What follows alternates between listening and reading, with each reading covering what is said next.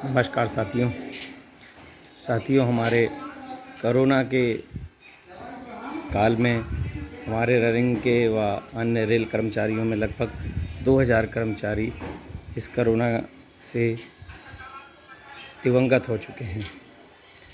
Corona से हम सब अपनी तरफ से पूरी सुरक्षा कर रहे हैं, एक दूसरे से दूर रहने की, बचने की, सब कुछ, लेकिन कहीं ना कहीं गलती हो रही है जिससे कि हम संक्रमित हो रहे हैं और हमारे बीच के ही साथी उस दुर्घटना में हमसे बिछड़ जा रहे हैं। साथियों, मैंने कुछ चीज़ें नोट की, मैं चाहता हूँ यदि उनमें से कुछ आप लोगों के काम आ जाएं तो आप भी एक दूसरे को बताएं और आप भी उस पर अमल करें तो शायद और अच्छा हो सकता है। वैसे तो हम सब समझदार हैं, हम सब अपनी तरफ से बेहतर प्रयास कर रहे हैं, पर गलतियां कहीं ना कहीं तो हो ही रही हैं जिससे हम सब तकलीफ़ में आ रहे हैं। साथियों, सबसे पहले हम जब भी ड्यूटी जाते हैं या लोगों के बीच में जाते हैं तो एक हल्का सा रुमाल या ऐसी चीज़ ना बांधें, बल्कि डबल मास्क लगा कर जाएं। रुमाल आपका थूक दूसरी तरफ नहीं जाने देता, लेकिन आपके ऊपर यदि कोई बिना मास्क वाला है तो वो ज़रूर आकर आपके अंदर संक्रमित कर देता है।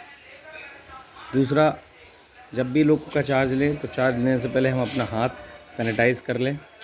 उसके बाद चार्ज लेने के बाद दोबारा पूरा काम होने के बाद अपने हाथ को सैनिटाइज़ कर लें। बीच में जहाँ भी मौका मिले अपने हाथ को हम सैनिटाइज़ कर लें। रनिंग रूम में जहाँ कहीं भी हम नल, दरवाज़ा या कोई भी चीज़ छूते हैं, हमको लगता है हमने कोई चीज़ टच की है, अपने हाथ को तुरंत सैनिटाइज़ कर लें अपने सैनिटाइज़र से। आप रनिंग रूम में जब भी किसी बैरे को देखते हैं या जो आपकी सेवा करने वाले वहाँ उपलब्ध हैं उनको देखते हैं, उसको तुरंत मास्क नाक व मुंह के ऊपर लगाने को कहें और अपने खुद के सैनिटाइज़र से उसका हाथ सैनिटाइज़ कर दें। उसके बाद ही उससे कोई सेवा लें। आप अपने सैनिटाइज़र से ही करें उसको और फिर उससे कहें कुछ भी जो चीज़ आपको चाहिए है वो लें। दूसरी बात, मैंने देखा है डाइनिंग टेबल पर हम लोग बहुत बात करते हैं और डाइनिंग टेबल पर हमारे मुंह पर मास्क नहीं होता, यहाँ सबसे ज़्यादा खतरा होता है। तो कृपया करके जब भी डाइनिंग टेबल पर बैठे रनिंग रूम में बिल्कुल शांत रहें, एक दूसरे से बात ना करें और ना किसी को बात करने दें। डाइनिंग टेबल पर हमारे मुंह पे मास्क नहीं होता है, वहाँ हम खाना भी खा रहे होते हैं जो कि हमारे नाक व मुंह पे सीधा असर डालता है। तो इस चीज़ को मैंने फील किया है कि शायद यहाँ ज़्यादा गलती हो रही होगी।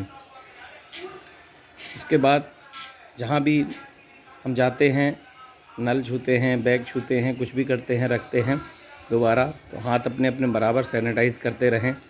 इससे हमारे संक्रमित होने के चांस बहुत कम हो जाएंगे। साथियों, और जो संक्रमण होने का हमारा खतरा है वो लोगों में है, तो लोगों में दरवाजे खिड़कियाँ यदि खुले रहेंगे तो वेंटिलेशन पर्याप्त होता रहेगा, जिससे जो भी अगर किसी कारण से संक्रमित व्यक्ति अंदर आया भी होगा तो वो पार्टिकल्स हवा से बाहर निकल जाएंगे, क्योंकि हवा से संक्रमण फैलने का भी सुना गया है। और एक और चीज़ महत्वपूर्ण है कि जैसे हम एक दूसरे से काफ़ी अच्छे परिचित होते हैं तो हम एक दूसरे के बहुत पास आ जाते हैं, यही खतरा और ज़्यादा हो जाता है, क्योंकि वो भी व्यक्ति आप ही और हमारी तरह संक्रमित होता है। तो जब हम रनिंग रूम में होते हैं तब हम किसी व्यक्ति से यदि बात कर रहे हैं तो अपने आप को मास्क लगा के रखें व उससे पर्याप्त दूरी रखें। भले ही वो आपका कितना ही क्लोज, कितना ही घनिष्ठ मित्र हो और कोई भी अधिकारी हो या कुछ भी हो, अपने को उससे पर्याप्त दूरी रखना है और मास्क लगा के रखना है। बिना मास्क वाले व्यक्ति के पास हमको खड़ा ही नहीं होना है, भले ही कोई भी हो, और मास्क के बावजूद भी थोड़ी दूर रहकर ही बात करना है, चाहे कितनी महत्वपूर्ण बात हो।